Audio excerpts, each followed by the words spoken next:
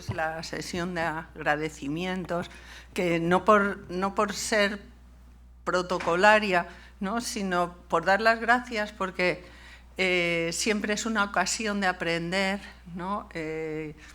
Siempre es una ocasión de volver a retomar determinados temas que a lo mejor el día a día pues, te impide llevar a cabo, ¿no? Y de algún modo es una pasión buscar para mí estas conexiones entre Japón, en este caso, y España, en el caso concreto de Sorolla.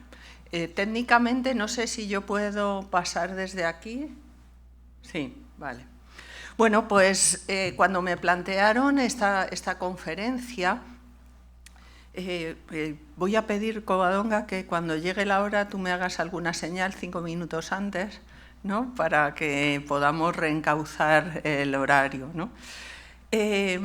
Bueno, quiero deciros que me siento muy orgullosa de Covadonga Pitarch, porque fue una alumna mía en la facultad, y ver todo lo que ha hecho en este tiempo y el cariño que le han tenido en el Museo Sorolla hasta ahora, pues bueno, me llena de orgullo, ¿no? Y sin más, volvamos al japonismo y la colección de Joaquín Sorolla. Yo pensaba, es que en 1864, cuando Sorolla tiene tan solo un año, Whistler pinta esta obra tan conocida como es Capricho en púrpura y oro. Después de haber quedado deslumbrado tras instalarse en París en 1855 por esas primeras estampas japonesas que estaban llegando incluso antes de que se hubiera producido la restauración Meiji. Además de los llamativos motivos que reflejan esta nueva moda, el artista no solo incorpora kimonos, estampas, etcétera, sino que aprende una distribución distinta de la masa y un uso libre del color. Un pintor flamenco, bueno, aquí tenemos otro ejemplo de Whistler, y estos puentes sacados de los grabados japoneses, esta maravillosa serie de las 100 vistas del monte Fuji, son nuevas perspectivas. Y os decía que un pintor flamenco también, asentado en París, con un estilo muy realista, realiza también esta obra, ¿no?, La admiradora de Japón, en 1865. Un belga, asentado en París, Emile Stevens, en 1868 pinta La coleccionista de porcelana.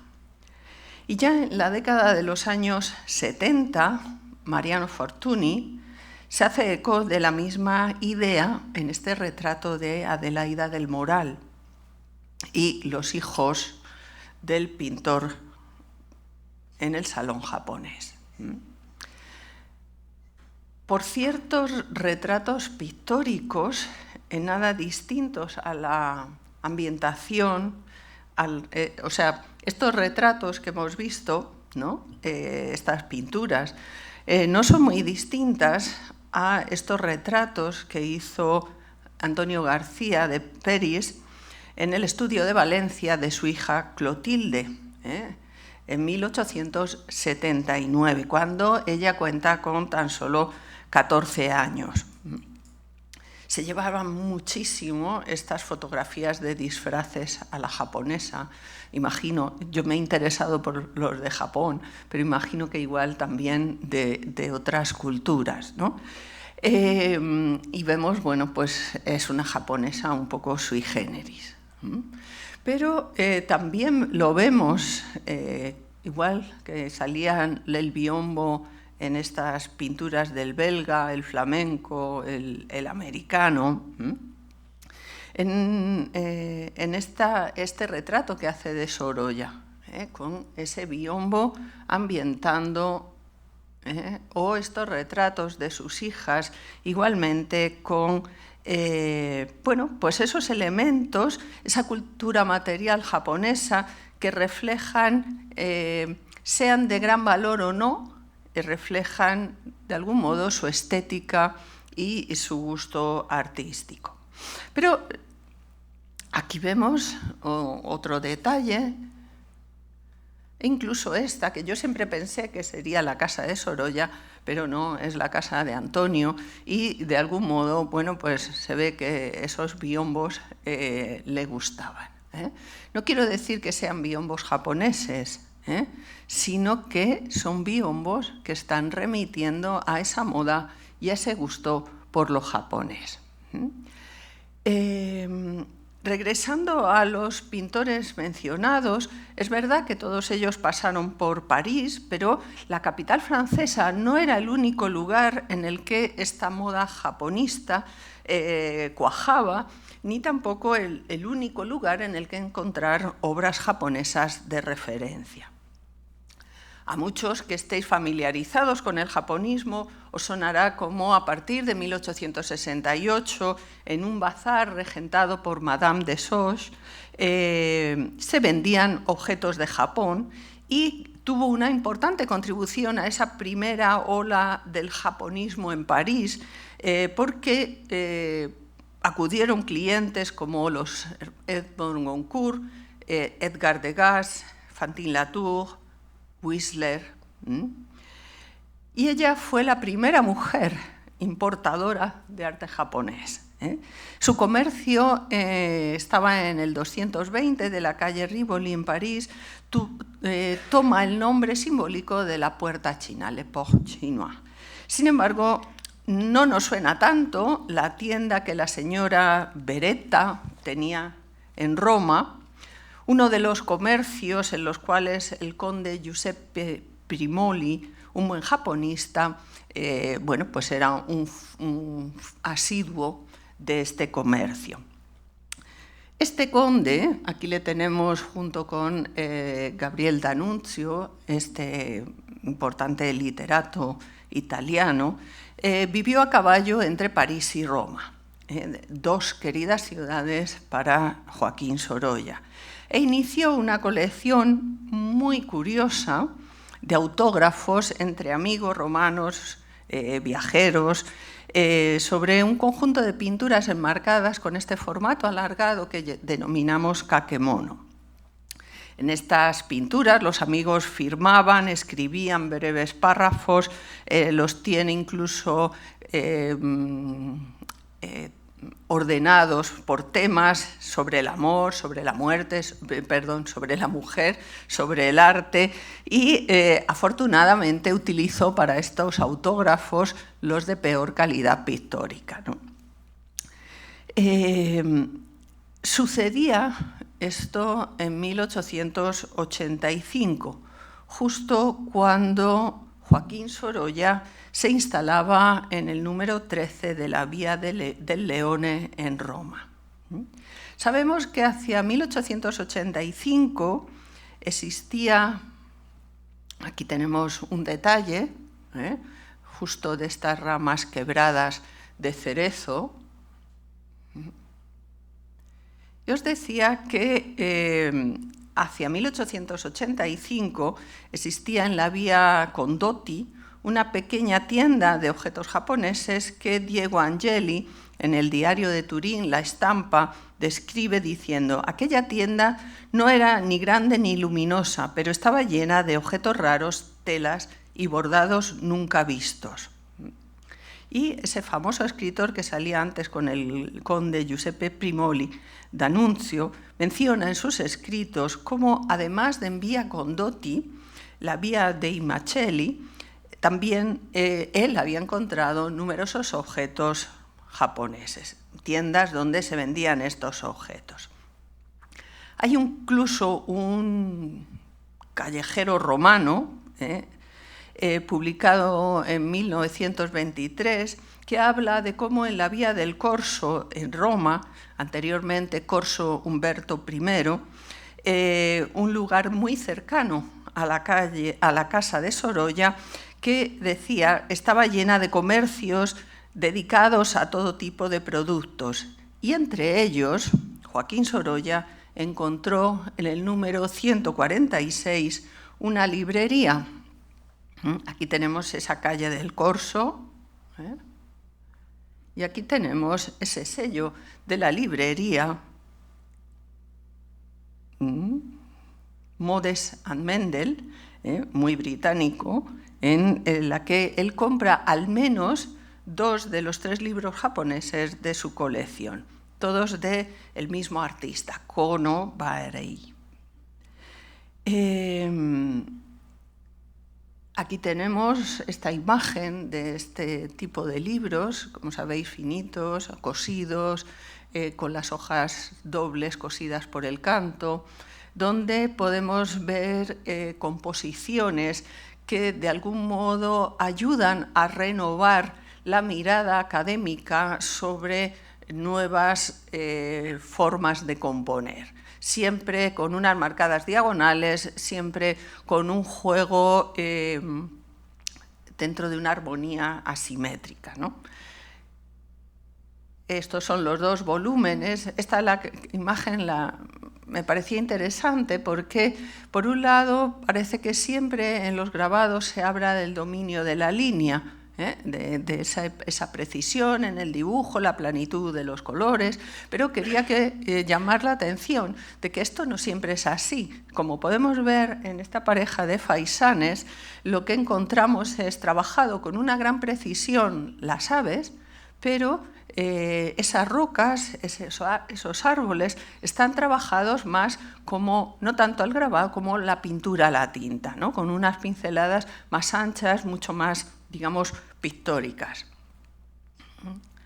De manera que cuando encontramos en las pinturas occidentales esas pequeñas ramitas con un pájaro casi colocado boca abajo, pues debemos pensar en todos estos repertorios que durante el siglo XIX y principios del XX se difundieron en Europa. Este es el tercer libro. Este libro no tiene la etiqueta de la librería y no tenemos del todo la certeza de que lo adquiriera en esta ocasión. El Mikado.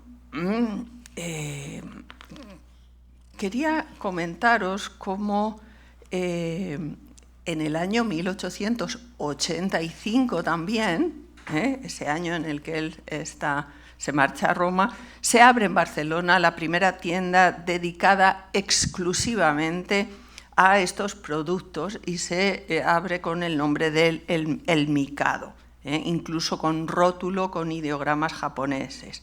Y bueno, no solo el Mikado, el Celeste Imperio, Clapés, etc. Nos encontramos que también en la prensa madrileña se anuncian estos artículos de Japón frente a las Calatravas en la calle Alcalá, no lejos, con este tipo de objetos, este tipo de mobiliarios. También en los años 70, 80, 90, en Madrid hay destacados comercios dedicados a la venta de este tipo de artículos. Y no debemos olvidar que también Sorolla se instala en Madrid. Ha habido siempre una tendencia, y parto desde mis primeras investigaciones, a decir que todo lo que llegaba de Japón llegaba a través de París. Pero las investigaciones han ido sacando a la luz pues todos estos comercios que estaban incluso en el periódico El Guadalete de Jerez de la Frontera, como veis, se anuncian que venden artículos de Japón.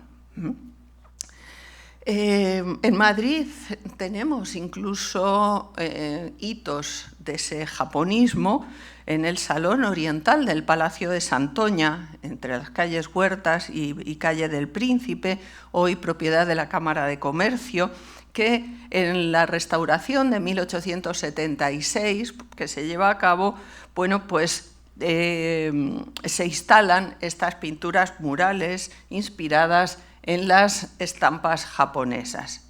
están inspiradas, copiando, digamos, a cachitos para recomponer y rehacer o hacer unas nuevas escenas. Después de la última restauración que se llevó a cabo en 2014, bueno, pues estos murales han vuelto a tener como ese brillante y explosivo colorido. Fijaos, porque la razón de la aparición de esta moda reside en la existencia de poder ver, de poder conocer y poder comprar esos productos que llegan de Japón a través de estos distintos comercios. No podemos ir, en el caso español, a los museos, como podemos ir a ver la pintura de la Escuela Española. Es, por tanto, gracias a que comienzan a haber productos en los comercios que estas obras baratas, sencillas, los grabados pueden ser adquiridos por los artistas y a través de ellos ir asimilando una serie de elementos que van a configurar una década tras otra pues, el imaginario en torno a este país, ¿no? Hasta pues, en las primeras décadas con el Art Deco. Los abanicos, los libros, las estampas, las cerámicas, los biombos que podían adquirirse en las tiendas, unos de mayor calidad que otros, en París, Roma, Nápoles, Madrid o Jerez de la Frontera, pues de ellos salían esas ramas de cerezo, esas garzas, esos guerreros, esas elegantes mujeres. Y esto lo vemos en esta obra de Joaquín Sorolla que titula El estudio del pintor, que realiza todavía en esa estancia en Roma en 1888, antes de regresar a Madrid. Y al modo, podemos decir que hace Manet en este retrato de Émile Zola 20 años antes, exhibe aquello que real o imaginariamente ocupa su estudio. Ocupa no solo su estudio, sino su mente y lo que presenta en su obra. A nosotros nos interesa, bueno, pues en este momento lo japonés.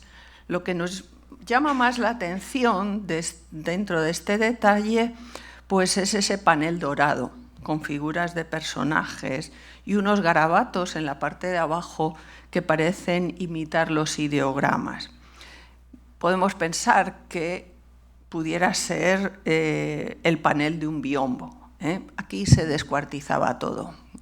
Se vende mejor al por menor que al por mayor, ¿no? Los trípticos se separan, los grabados se acumulan en álbumes, un mueble se despieza y lo vendemos como paneles. Entonces, por eso digo que parece la hoja de un biombo. Sin embargo, a mí me resuena un poco raro, ¿no? Porque parece más que Sorolla esté imaginando un biombo que haya visto y que lo quiere colocar ahí y lo elabore a partir de determinados grabados. Pues un poco como ha pasado en la Cámara de Comercio, en ese ejemplo, ¿no? Porque esos personajes suenan más a los grabados del estilo ukiyo-e que a las pinturas de los biombos. De manera que, bueno, él ha querido dejar constancia de esos dorados biombos que llegaban de Zipango, ese término que utilizaba Marco Polo. Pero es que no solo vemos ese panel. Si os fijáis, ahí hay un jarrón con una rama de cerezo o de almendro, que es el equivalente en tierras valencianas o en España, ¿no? y está en ese jarrón de cerámica, pero para nada está colocada a modo de buque, que sería ese estilo europeo y que vemos en muchos bodegones de Sorolla. De manera que está compuesta de un modo asimétrico, con la forma de la rama un poco quebrada. De manera que, bueno, aquí, igual que hay otros elementos, nosotros nos hemos quedado con estos japoneses. Este grabado podemos ver cómo que está en la colección, y ahora hablaremos del álbum de Surimono de Sorolla. Bueno, pues esta representación está en la colección del Museo Sorolla. Quiero hacer un inciso: casi la mayoría de las obras pertenecen al Museo Sorolla.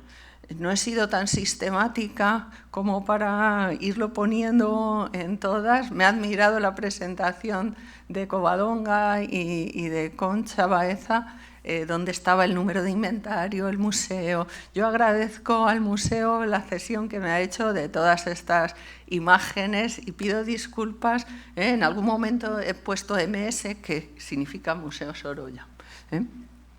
Entonces, lo que vemos aquí también es ese gran recipiente cerámico con esas ramas quebradas de cerezo. Pero, perdonad porque se ha vuelto... No sale... no va a salir del bucle. También este otro grabado pertenece a ese álbum de Sorolla. Y traigo esta imagen porque en el mismo año, en ese 1888 en que se casa con Clotilde, 1888 en el que pinta el estudio del pintor, en Barcelona tiene lugar la primera exposición universal que se celebra en España, y Japón participa con una sección. Allí pudieron verse todo tipo de productos, algunos de los cuales, incluso un conjunto de grabados, creo recordar como unos 118, fueron adquiridos por el ayuntamiento de la ciudad para poder ser exhibidos en el Museo de Arte de Cataluña. Y cuando esto se hacía siempre con el objetivo de que pudiera servir para la educación de los nuevos artistas. Volviendo al cuadro de Sorolla, hay una obra de Santiago Rusiñol en la que representa a su hija en ese Cauferrat de Sitges y donde aparece un biombo muy similar al que podía estar aludiendo Sorolla en su estudio del pintor. Para mí fue una sorpresa poder verlo en la exposición que se hizo en el 2013 sobre japonismo en la Caixa, porque no era pintura, sino que eran figuras recortadas en tela y rellenas con cierto volumen. Pero para que veamos que este tipo de objetos estaban al alcance de la mano. Y es que vamos viendo cada vez más que el japonismo no es algo exclusivo de Francia, ni que fraguara únicamente en la capital parisina y desde allí fuera exportado al resto de los países, ¿no?, que recibíamos lo que nos llegaba de París, ¿no?, sino que en muchos casos muchos otros artistas en muchos otros lugares supieron admirar los mismos recursos e ideas que en el arte japonés que tenían más próximo, en esa tienda del Mikado o en esa tienda de Vedetta en Roma. De manera que son distintos artistas que tienen al alcance de la mano estas manifestaciones inspiradoras que coinciden incluso antes de que otros artistas los estén realizando en París. Y el caso italiano es muy revelador, igual que el caso español, ¿no? Hasta la década de los 90 del siglo XX se consideraba en Italia que el japonismo era un acontecimiento cultural menor que había sido importado de Francia, pero fue claramente revalorizado en 2012 en esta exposición Giapponismo, suggestioni dell'Estremo Oriente dai Macchiaioli agli anni 30. Y algo similar ha sucedido en el caso español, en el que he tenido la suerte de participar en proyectos I+D del grupo de investigación Japón-España, Relaciones a través del arte, que hemos ido analizando pormenorizadamente distintas fuentes, los artistas, los coleccionistas, entre muchos otros elementos. Y también los trabajos de Ricard Bru, su comisariado de la exposición Japonismo, la fascinación por el arte japonés, celebrada en la Caixa Forum en 2013, que se centraba en hacerlo más evidente en el caso del japonismo español. Fijaos, porque hay una investigadora en la Universidad de Zaragoza que hizo un estudio sobre el japonismo en las revistas ilustradas italianas, y ella señala: sorprende encontrarnos en fechas paralelas a los primeros cuadros japonistas de Whistler algunos ejemplos del extraordinario pintor italiano Giuseppe De Nittis. Os he traído algunas obras de este pintor con estas nuevas perspectivas que introduce. Aquí lo vemos, es colocar en el primer plano, ahí irrumpiendo la barca, un fragmento de barca. Se discute mucho quién llegó antes a la influencia en los impresionistas y demás pintores, si la fotografía o el grabado japonés. Pero en muchas composiciones coinciden esa instantaneidad que tiene el grabado, esos puntos de vista que parecen sacados de una cámara, y esas fotografías que se estaban desarrollando a gran velocidad en la Europa finisecular. Aquí tenemos un ejemplo de Ando Hiroshige, una de esas famosas 100 vistas de Edo, y lo que vemos es que, bueno, dentro de nuestra pintura académica, si lo que quiero enseñar es el paisaje que hace esta barandilla del puente colocada en primer plano, algo parecido a lo que sucede en esta visión, ¿no? Ya que estás tan cerca, mira más allá del pollete del puente, ¿no? Podríamos pensar. E incluso Giuseppe De Nittis tiene también esta kimono o no kimono, lo imita y da título a la obra, el kimono naranja. Fijaos en este abanico, ¿no? También sugiriendo todo ese mundo, un mundo completamente distinto de lo que es el grabado, que es la pintura a la tinta.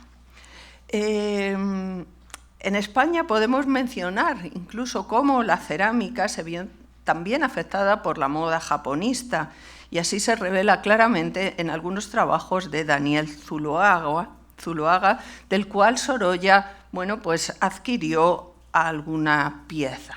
Esta es una pieza del Museo Arqueológico.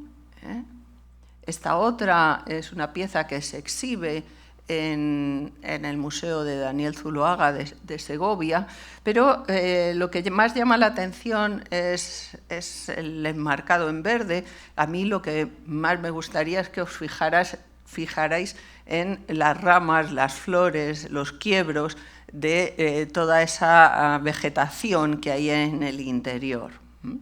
O esta pequeña fuente que también se exhibe en el Museo de Segovia, con estas ramas finitas donde en un juego de equilibrio el pájaro es capaz de sostenerse. Estos dos ejemplos que os he puesto de los grabados están sacados de los libros de Sorolla, de Konobairei. O este gran jarro, de nuevo, del Museo de Zuloaga, con esas carpas, que ahora esas carpas doradas que tan presentes tenemos como parte de la iconografía japonesa. Y esta pieza, que pertenece a la colección del Museo Sorolla, donde los gallos, la pareja, ¿no? Bueno, pues ocupan prácticamente toda la superficie, y nos alejamos de aquellas cerámicas donde las flores, de un modo muy encuadradas, ¿no? En retículas y demás, solían ser las decoraciones más abundantes en el mundo de la cerámica.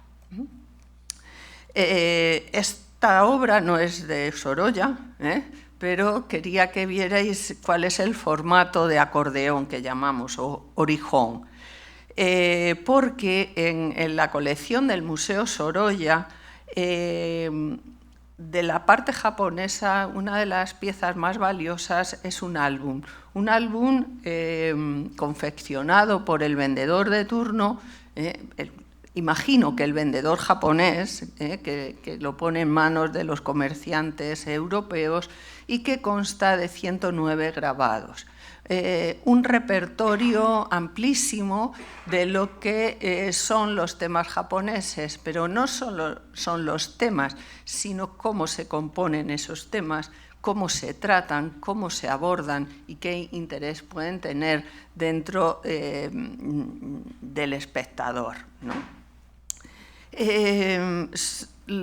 Pertenecen, dentro del grabado podemos tener grabados de una calidad ínfima, pero tenemos también grabados de una calidad superior, y esos son los surimono. El álbum está completo con estas piezas de gran calidad. Son de gran calidad porque son encargos particulares. Solían ser, pues, de club de fans, por ejemplo, de los actores de teatro, solían ser de club de poetas, y sobre todo se hacían de cara a las felicitaciones del Año Nuevo. Se hacían para regalar, de manera que era un prestigio superar en novedad y en calidad el regalo de los otros. Entonces son grabados de menor tirada. Hay diseños de muy distintos artistas: Hokei, Gakutei, Shigenobu, Shinsai, Kunisada, Kuniyoshi, muchos artistas muy variados, y esta obra fue expuesta por primera vez en esa exposición que, bueno, Orientando la mirada, arte asiático en las colecciones públicas madrileñas, del 2009, en la que, además de promotora, fui una de sus comisarias junto con otras compañeras. En su momento, el director del Museo Sorolla apuntó la posibilidad de que hubieran adquirido estos grabados durante su estancia en Roma entre 1885 y 1887, o bien que fuera un regalo de su boda, 1888, en su viaje a París en 1889. Pero estos grabados no son la primera tirada que tuvo lugar en los años 20, en los años 30, sino que son copias que se hacen en 1890, con lo cual debemos descartar esta idea, porque la adquisición o regalo tuvo que ser posterior a 1890, ¿no? Además, después de ver lo extendido que estaba el comercio de artículos japoneses en toda Europa, a falta de nuevas evidencias, no podemos descartar que lo consiguiera en París, evidentemente, pero también en cualquiera de esas capitales, de esas ciudades, o incluso en el mismo Madrid en que residía, esas capitales en las que realizó esas grandes exposiciones, ¿por qué no?, en Nueva York. A pesar de ser copias, hay algunos casos o algunos ejemplos muy importantes, porque no hay otras copias, y este es uno de ellos, ¿no? Entre los ejemplos podemos diferenciar pues, algunos, como este, que fue realizado a petición de esos clubes de fans. Tenemos otros, como este, donde nos hacemos idea, sabéis que los 12 animales del zodiaco. Bueno, pues si uno de esos animales del zodiaco sale, es que es un egoyomi, es decir, un calendario o una felicitación, perdón, de Año Nuevo, como es en este caso esas 2 ratas y una medida de arroz. Normalmente lleva un poema que hace alusión, puede ser un poema cómico, puede ser un poema de ese poeta que va a regalar el surimono, y bueno, pues esa pintura encargada a un maestro, a un dibujante. Aquí, pues el conejo, la liebre, es también otro de los elementos que nos hablan de que se trata de felicitaciones de Año Nuevo. Pero tenemos también, bueno, pues este calendario que nos enseñaba antes Covadonga Pitarch, un calendario que tiene título, ¿no? Igual que ahora nos venden el de pinturas de Van Gogh o de grabados japoneses o maestros del Prado, ¿no? El autor de los dibujos es Hasegawa Takejiro, y como veis está en inglés, con lo cual es como si el Prado vende los calendarios en chino o en japonés. Son calendarios para la exportación, tanto que normalmente el calendario típico japonés lo que tiene es el detalle de cuáles son los meses largos y cuáles son los meses cortos de ese año, pero el calendario occidental gregoriano requiere de cada mes con sus números arábigos, ¿no? Estas son, dice Street, ¿no? Japanese Street Scenes, pero las calles brillan por su ausencia. Lo que estamos viendo son estos paisajes, unos paisajes en los que hay ya una influencia de la pintura occidental, pero son unos paisajes donde abundan estas aguas que nos hacen pensar en esas playas, en esas barcas también de Sorolla. Al menos hemos visto que había dentro de ese conjunto japonés del Museo Sorolla una máscara de teatro no, algún arma, algunas cerámicas, este calendario. En la biblioteca hay 2 ejemplares relacionados con Japón, uno dedicado a All Japanese Prints de 1909, otro de fábulas ilustradas por un grupo de los mejores artistas de Tokio, así se titula, de 1894. Lo que evidencia es que, bueno, esos libros estaban en su biblioteca y tenían relación con este interés por Japón, pero sobre todo a través del grabado, de lo que el grabado le podía ofrecer.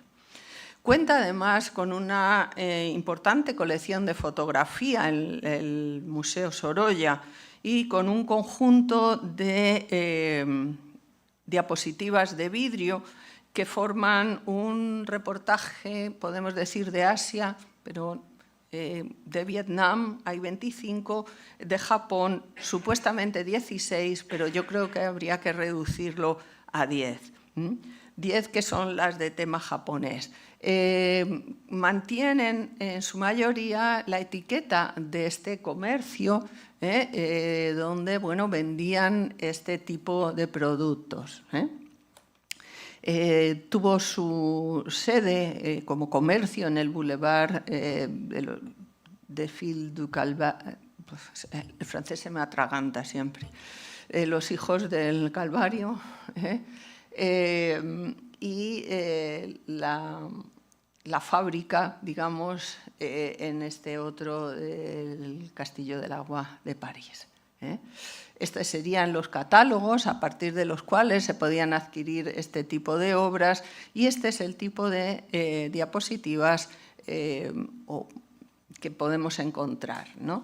Nos encontramos con una vista de Nagasaki, como era la manera de ir más allá de los grabados y ver la realidad que, en teoría, nos ofrece la fotografía.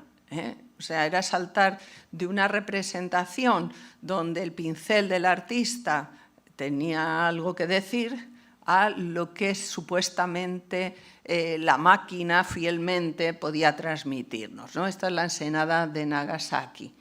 La vista de este templo, Rukoji, en las afueras de Kamakura, o el castillo de Nagoya en 1883. Luego encontramos esta imagen de Hakodate, que está no en la zona más turística, que sería Kioto, Tokio, Nagoya, sino en Hokkaido, en la isla del norte, con esas calles, bueno, pues, y esos edificios de corte occidental. Vemos las antiguas residencias de los samuráis en Edo, en Tokio. La ciudad de Tokio hasta 1868 fue denominada como Edo. Cuando cambia la fecha, cambiamos de Edo a Tokio. Y también, bueno, pues, perdonad, pero he mantenido el rótulo. Esto es el tren en Yokohama. Y, bueno, las famosas vistas del monte Fuji, que ya nos lo había enseñado 100 veces y más Hokusai, pero que también en la fotografía es uno de los souvenirs o una de las imágenes que más aceptación tienen en Europa. También, dice, interior de una casa de té, cuando se rotulan estas fotografías, ¿qué era lo que entendían por casa de té quienes las rotulaban? En realidad, en este caso, tienen una vestimenta como de sirvientas y probablemente fuera un restaurante. Aquí, por otro lado, no, nos encontramos con una fotografía, como decía la conferenciante anterior, de posado. Todas son de posado, ¿no? Pero al menos la otra estaba en el lugar de trabajo, un lugar real. En este caso es en el estudio, donde se han disfrazado, pues, de cortesanas de alto rango. O ¿no? Probablemente le pondrían un escaloncito para que mantuviera el pie ahí un rato levantado, hasta que se introdujera en el carruaje. Pero vemos cómo hay un interés por saber cómo son las casas, cómo se viste la gente, cómo son las trabajadoras, cómo son sus cortesanas, etcétera, ¿no? Y esto se suple a través de los grabados y, como vemos, también a través de la fotografía que decíamos antes, que llegan muy a la vez, ¿no? Tenemos estas primeras obras, ¿no? De cuando su amigo le invita a París, ¿no? Y entonces, bueno, pues queda deslumbrado por esos nocturnos, pero esos nocturnos que tienen también unas referencias en la estampa, ¿no? Esas marcadas perspectivas que en Japón son influencia del arte europeo, y que cuando eso llega a Europa, digamos, rebrota de nuevo o sirve de referencia, ¿no? Estos nocturnos que tienen tanto atractivo y que nos dejan incluso ver, bueno, pues en estos fuegos artificiales. Aquí tengo unos esquemas o unos detalles, perdón, pues de Degas, de las posturas de Hokusai, y también unos detalles de Anglada Camarasa, ¿no?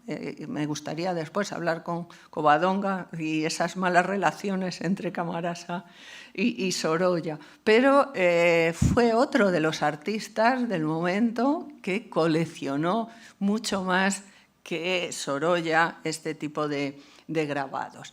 Y la fotografía y el grabado vienen a indicarnos que cualquier postura es digna de ser representada, que hay fases del movimiento que no nos habíamos detenido en representar hasta que no llega la fotografía o no llega el grabado japonés. Porque ese famoso manga de Hokusai con 15 volúmenes nos habla, nos muestra toda una serie de repertorios de lo más variado, de personajes, de posturas, como veíamos antes, que sirve de inspiración y de referencia, ¿no? Nosotros pondremos gitanos, valencianas, de gas serán bailarinas que se aten la zapatilla, pero hasta ese momento no se había introducido este tipo de posiciones, ¿no?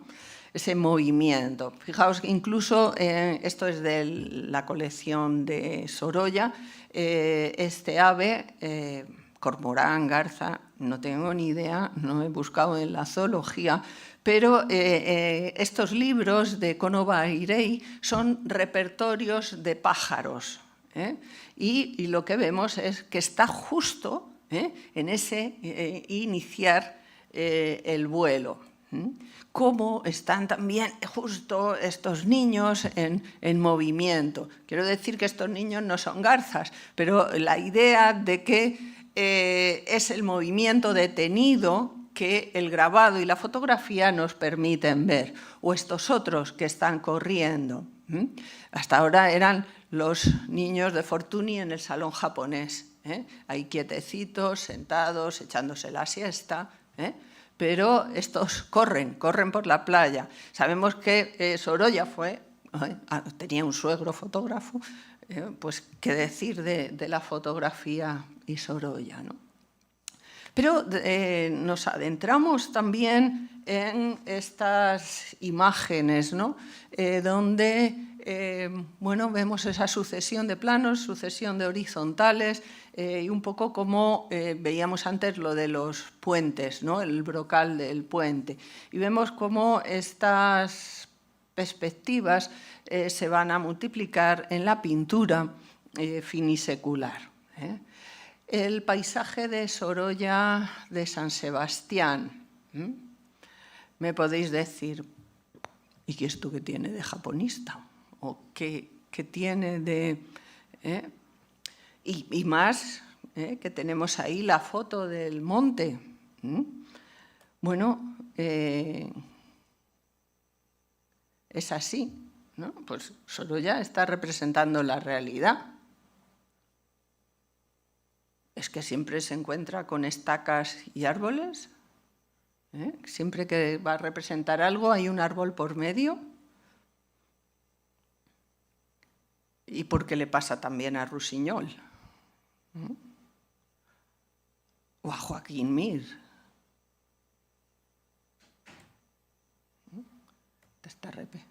O a Anglada Camarasa.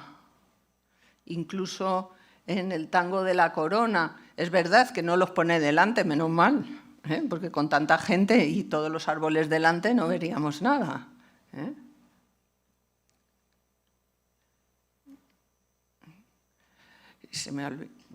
Perdón, porque se me ha olvidado meteros la referencia.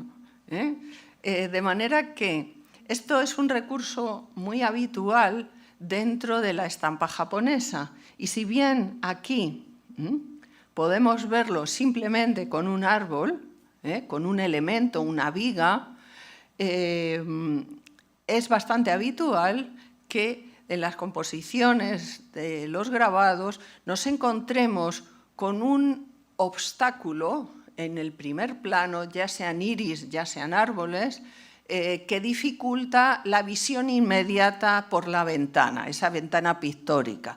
De manera que tenemos que hacer un movimiento, tenemos que ir investigando qué hay más allá de ese obstáculo. Y aquí tenemos el palmeral y tenemos también esta otra obra de Anglada Camarasa, pero volvemos a tener esta obra de Sorolla en San Sebastián. Es verdad que generalmente se trata más de obras menores. ¿Qué quiero decir?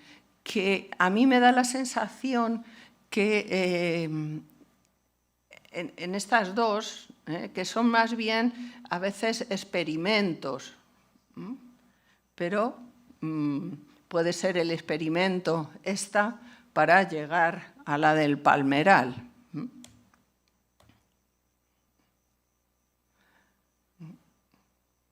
Fijaos que el protagonista es el monte Fuji, no el árbol de 500 años. Y es que cuando Van Gogh hace una copia de este grabado del Jardín de Cameido, está ante una resolución similar. Tenemos el jardín al fondo y centramos la composición a partir de ese obstáculo que es la rama. Almendro, que nos recuerda aquella rama en el jarrón que pintó en el estudio del pintor.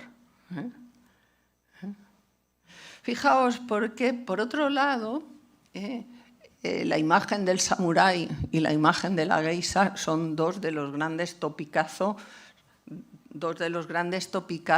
del mundo japonés. Pero como tales funcionaron.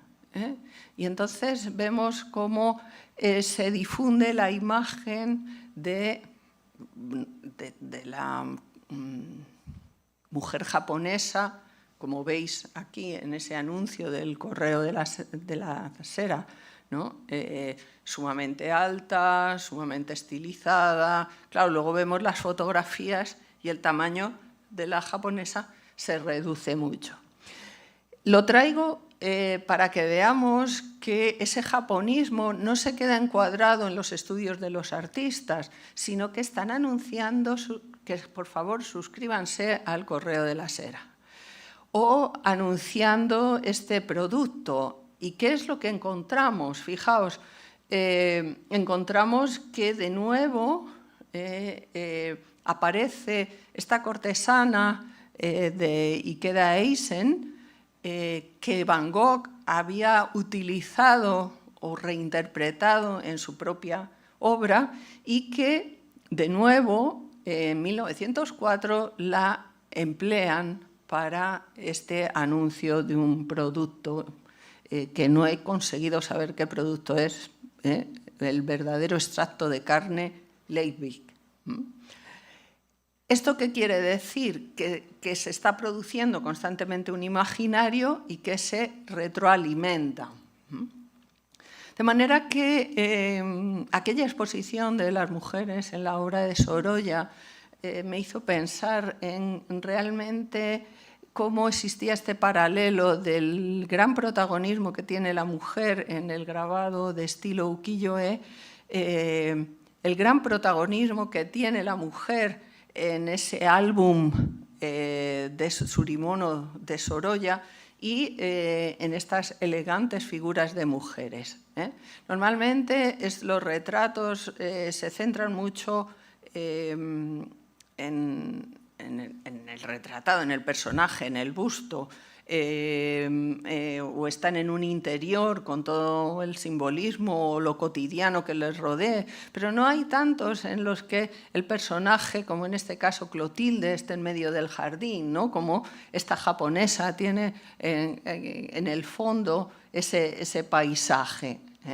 O también esa preferencia de Sorolla por los niños. No estoy diciendo que Sorolla pintara niños porque lo vio en la estampa japonesa, Dios me libre, no, sino que se produce una sintonía, que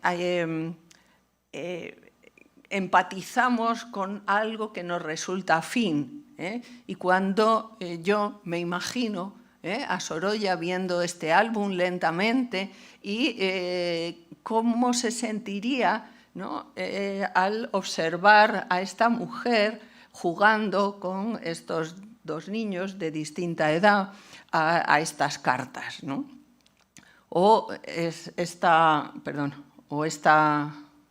No hay retroceso. o en este caso, bueno, pues vemos esta actitud de Clotilde con la hija caminando por el borde del mar, o a los niños, y aquí tenemos de nuevo a una señora con otros 2 niños. A Sorolla le daba igual entender si eran aprendices de maico, aprendices de cortesanas o si eran amas de casa. El hecho es que él veía como unas maternidades. Y bueno, pues también estas mujeres elegantes que salen, que llevan sus paraguas, que tienen esa tez blanca, y de fondo de nuevo esos cerezos quebrados o ciruelos. Aquí tenemos también a estas mujeres, en este caso de Sorolla, sin cielos, ¿no? Siempre como en esos fondos, no digo anulados porque vemos la arena, vemos el mar, pero siempre con una composición que no nos deja ver el horizonte, ¿no? Una especie de fondo anulado. Son estas mujeres que salen a la calle, que están en actitudes de paseo.